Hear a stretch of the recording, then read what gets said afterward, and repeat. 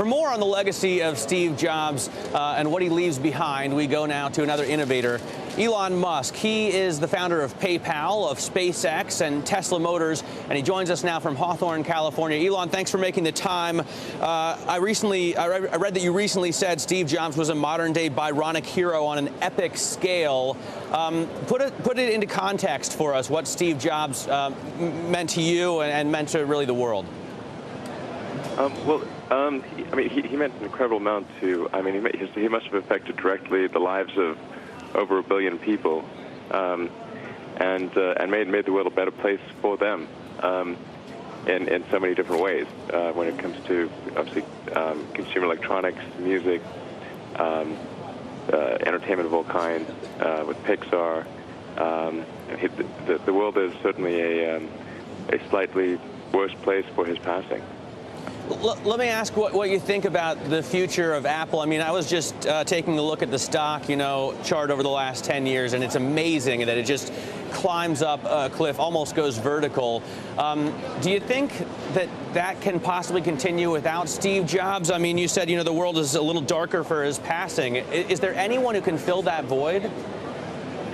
I don't think there's anyone who could quite fill that void. But of course, Steve has put together an incredible team, and there's such a concentration of talent at Apple that I expect it will continue to do great things for many years to come. Someone recently said, I think a Merrill Lynch analyst back in August said Elon Musk is the next Steve Jobs. Do you emulate him? I mean, do you actively look at what Steve does and try and put the same kind of moves together for the companies that you found?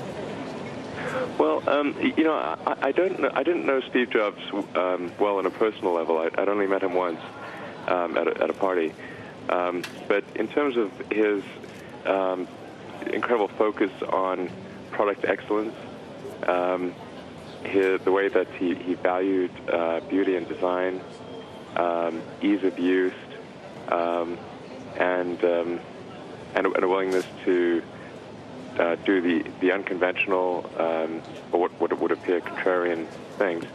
I certainly think those good characteristics and worthy of anyone emulating.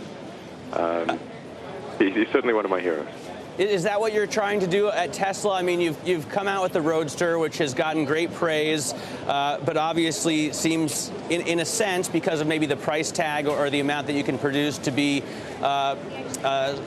sort of a starter here. You're going to come out with your Macintosh, so to speak, the S model. Do you think of it that way at all? Well, one could draw an analogy. I'm always hesitant with analogies. When they're compared to something as great as what Jobs has done.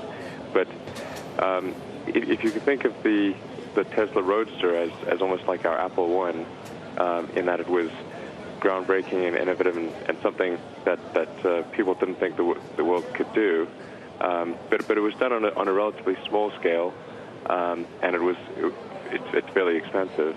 And now we're going to the next level, which is much more affordable and much more mass market. It's still a little bit expensive. It's sort of mid-price, mid-volume, but a huge leap forward in technology in so many ways. Perhaps that is our Apple II. But again, I hesitate to draw such comparisons. But I would certainly be incredibly happy if it were remotely, if it turned out to be that way. A lot has been made about Steve Jobs' talent for design aesthetics, and obviously that can be something maybe that you don't learn, that you're just born with. But a lot of people also have been saying he surrounds himself with the right people. I mean, when he wants to figure out a platform to make a digital movie, or when he wants to create a new phone, for example, he goes and finds the people that can do that. Do you try and do that as well at Tesla and SpaceX?